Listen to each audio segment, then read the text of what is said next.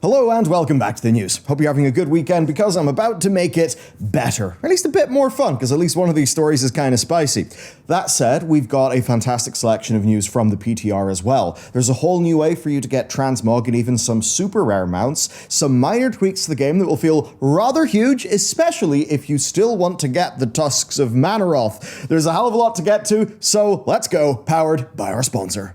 Squarespace.com/Bellular Gaming, the place to rapidly establish yourself on the web, and where you've actually got the really awesome new feature of Squarespace Blueprint, and it will make your life easier. They've ran two of our sites, most recently the one for our game studio, and this new feature, Blueprint, essentially has you make your own custom template. So rather than pick a full template, it guides you through all the core sections of what you might want for your site and how you would like those core sections to look. You just work your way through that, and from there, you can easily add more pages to your site. You can select a color palette that you like from really nice presets, and then tie it all together with the perfect font choice. And with that, your template is built. You just need to go in, add your content, and you're done.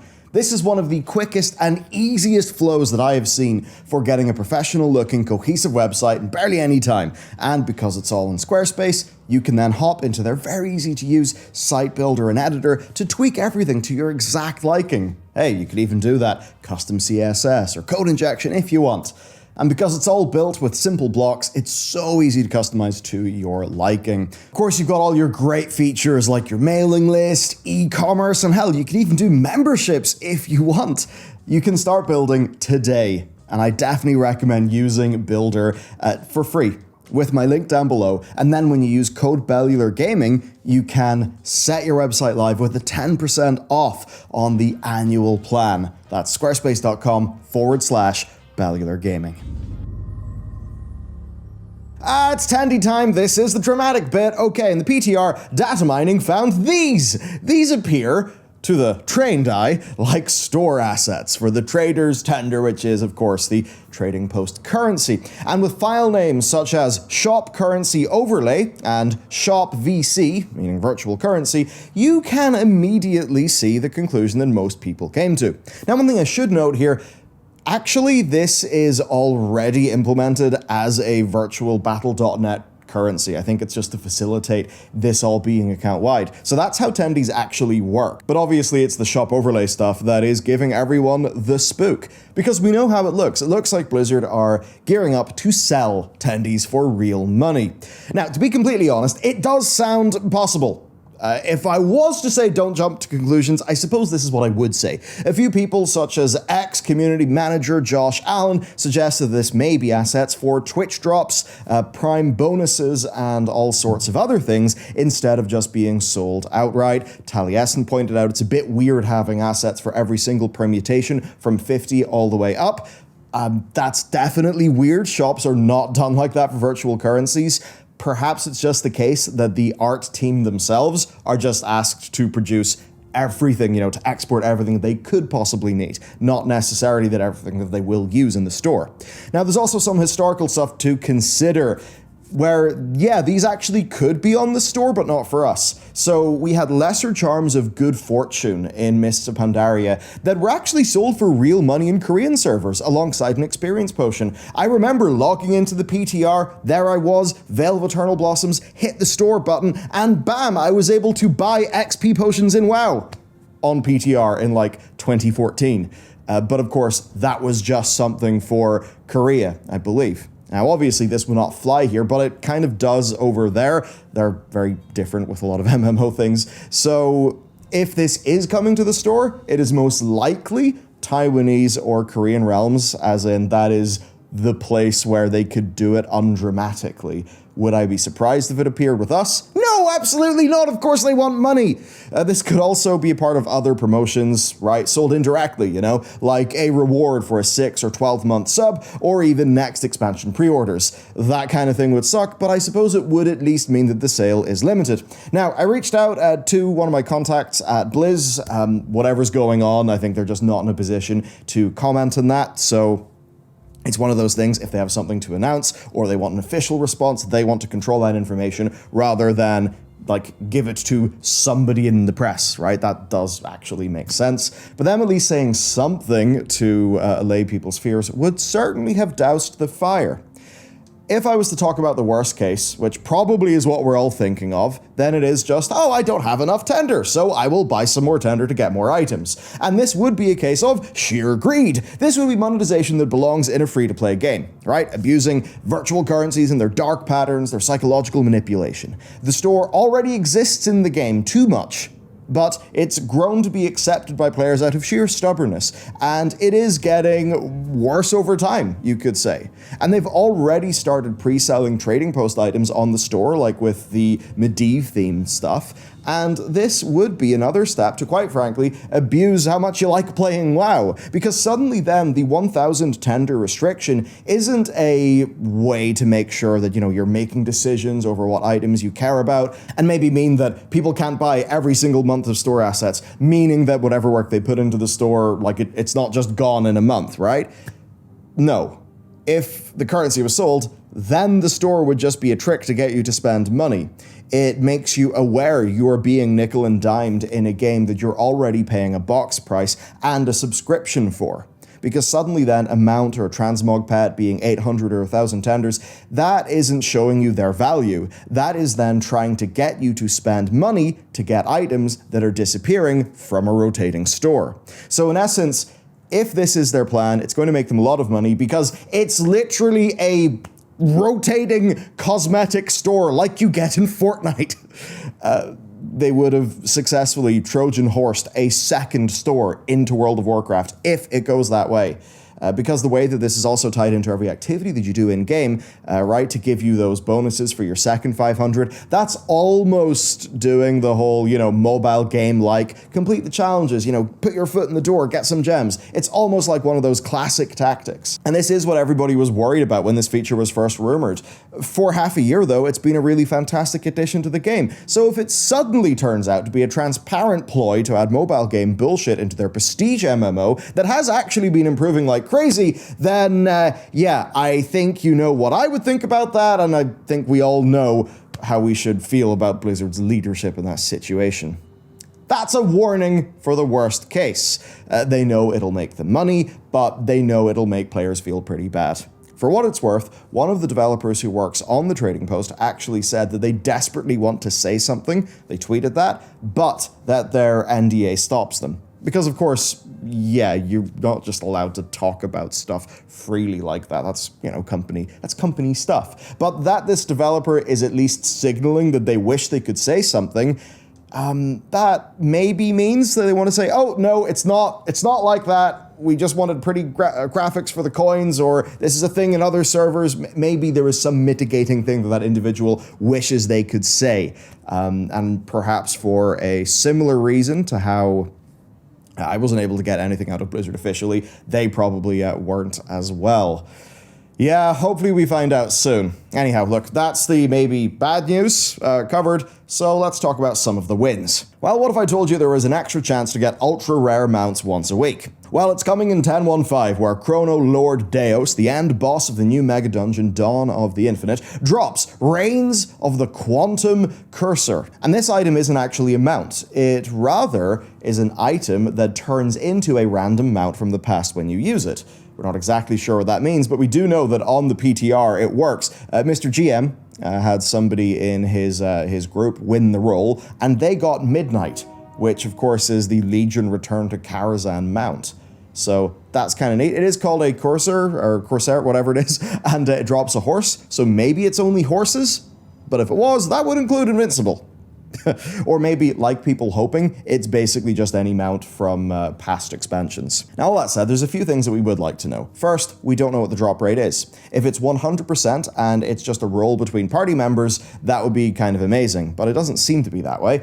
Second, it would suck if it could give you a mount that you already have, so I really hope that it's got some dupe protection there. Third, if it can turn into anything, I suppose there could be some potential issues with devaluing things like mythic-only mounts or black market auction house things like the Brutosaur. Anyway, all that aside, if it turns out Blizzard are actually just saying, do the current cool dungeon, get a roll for an old mount, then I think this is actually a pretty brilliant reward to put there.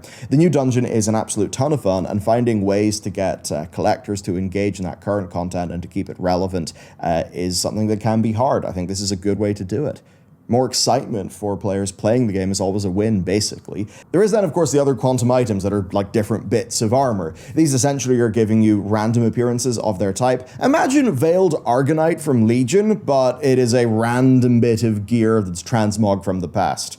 I think this is done pretty well, actually. I think people will have fun.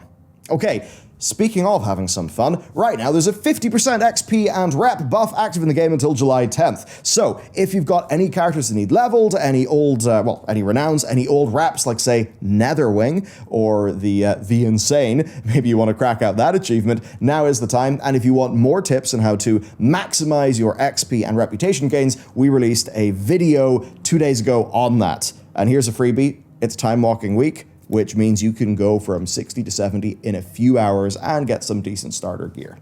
Do keep in mind, though, the reputation buff does not include the Loam Niffin, but it does, cover literally everything else. Blizzard have announced the new book's coming. War of the Scaleborn is a novel coming out Halloween this year, and it covers the war between our aspects and the Primal Incarnates 20,000 years ago. It seems to be a bit more complicated than we imagined, with Alexstrasza and Verinoth described as friends who tried to negotiate for peace until something went wrong.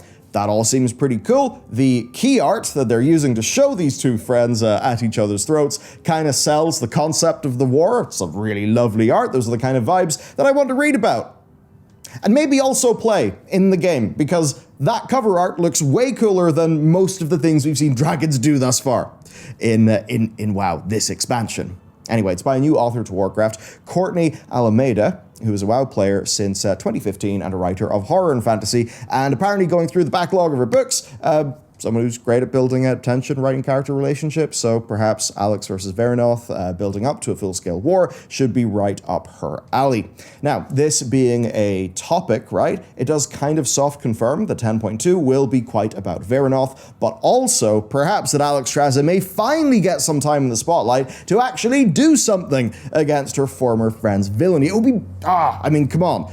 The dragons have just kind of sat there, a lot of time just visaging about, not really doing cool shit, right? We want cool dragon shit, so maybe this gives us a chance of getting more of that. Because Alex so far has been a terribly pointless character in Dragonflight. She does random speeches about unity and not really much else since that initial encounter at the very beginning of the expansion. And that does make me think that if all of her development and backstory has just been relegated to a book, so much like the situation with Sylvanas, to be honest, Blizzard, that would be incredibly frustrating. So, Alexstrasza in 10.2, she basically has to be brilliant and stand on her own, 2 or 4 feet, without this book being required reading. If you achieve that, then this book is okay. If you don't, then it ain't. Them's the rules. Okay, next, a little birdie let us know that a Blizzard survey is going around. Can't show you any images from this, but Matt's seen a whole big new survey that they've done. So there are interesting things. First, Blizzard want to know what other games people are playing across different genres and what ones they'd be interested in. Second, they want to know how people feel about Dragonflight. They asked tons of questions on what the responder has played. Stuff like what features they liked, what people didn't like, what things are important to people. And these features were basically everything in-game broken down. A bit for each difficulty of the dungeons, of the raids, then about types of PvP, collector content, open world stuff, world quests, the whole lot. And funny enough, they actually asked specifically about the trading post with an open question to give them a few sentences of feedback. So maybe they're in internal discussions about what new games to greenlight, as well as just trying to get a huge wave of feedback on Dragonflight to basically see what sorts of things are working that they maybe need to double down on. But it is clear that they know what's going right and wrong. At the start, they asked questions to determine if the player was more Dragonflight, Classic, or Diablo oriented. So it's probably a massive wave of data collection for all of their games to help them basically focus in on what they need. Okay, are you still waiting on your tier sets? Do you have some old items lying around from Season 1 and you maybe want to finish up your collections? Well, the Revival Catalyst is finally opening this week. That lets us turn, of course, one piece in week 1 of Season 2 gear into a free piece of tier, right? And you get a charge every week. Now, the charges are separate for every character, but you accumulate one every single week, even if a character doesn't exist. So you'll have 2 charges on an alt for an instant 2-piece very soon, even if you use all your charges on your main. But the other nice thing is that you can turn any Season 1 item into a piece of Season 1 tier gear, and it will cost no currency. So you can basically just go wild with that, get a lot of transmog. All right, let's hop into the PTR. There's some really cool stuff that's popped up since last week. So, Warlock pet customization is in the game, and actually, it's fantastic. There are so many models of demons from WoW over the years, and now Warlocks get to use them either intermittently or check out the source and hunt them down. I think it's a pretty sweet system. Also, are there any Shadowlands LFR appearances that you missed out on, but you would really like? If so, you can solo queue LFR Shadowlands. That is up in the PTR. Of course, solo queuing that might be a little bit tricky, but there you go. Now that said, it doesn't have Legacy Loot Mode enabled since it is last expansion, so you'll be just getting normal loot rolls like you're doing it as if it's current content. By the way, Castle Nathria and Sepulchre of the first ones are genuinely pretty cool raids to visit some time in, so you can kind of go full tourist mode there. You can, the boss SFX, it's actually quite worth it. And in a similar vein, if you really want the Tusks of Manaroth and you still haven't got them, Blizzard have added in a new skip. It's a skip that means you don't have to run the entire of Siege of Orgrimmar just to slap Garrosh down. So that's pretty sweet. A skip right up to the end of that raid. Which is, wow, nice. Also, speaking of Garrosh, we do have a little bit from Gorehowl, right? So, Xalatoth, the HD Gorehowl model from Warlords of Draenor, is finally going to be usable by players, and it will likely drop from Grommash Hellscream in the Dawn of the Infinite Mega Dungeon. So yeah, about time. Orc Warriors can finally complete that transmog that they've basically waited a decade for. There's also a new broom mount, which will likely be coming from the Hallows End revamp that seems to be being worked on in the background. And then finally, there are some heavy nerfs to the Onyx Amulet coming in this patch. If you're leveling an alt, you won't need to go do all that vault stuff again to get one. You can just use any ring from Season 2 instead. So I suppose that leaves you a few weeks to go get yourself a ring replacement. And it's funny, it's kind of sad to be honest, I do feel like the Scara Vaults were, as a little bit of side content, maybe the best world thing that they've made. So far in this expansion. I certainly enjoyed it more than something like Researchers Under Fire. I thought it was a cool little side activity, and there's certainly more meat to it than there is with the Sniffin' Seeking. I think it's a real shame that they just immediately moved on from it, that we're not able to get vault keys in the Zalarek cavern, right? And go back there, get something useful. It was a fun system, but now it's just the Forbidden Reach, which feels relatively dead. And super broadly, it just does make me think of all these little features that Blizzard could probably scale up and make good for endgame, You've got the little Withered Boys from Legion, right? That would be kind of cool to get something done with. And Horrific Visions. Horrific Visions were kind of sick. It would be cool if a patch just scaled them up to max level and added some new rewards. Because seriously, Horrific Visions were they were really fun, shockingly so. But anyway, that is it for the news today. Of course, you can check out our news channel if you want even more stuff. We post pretty much daily videos there, so you can do that. And of course, a big thanks to our sponsor for this video. And with that said, I'll see you next week with a pretty neat lore video.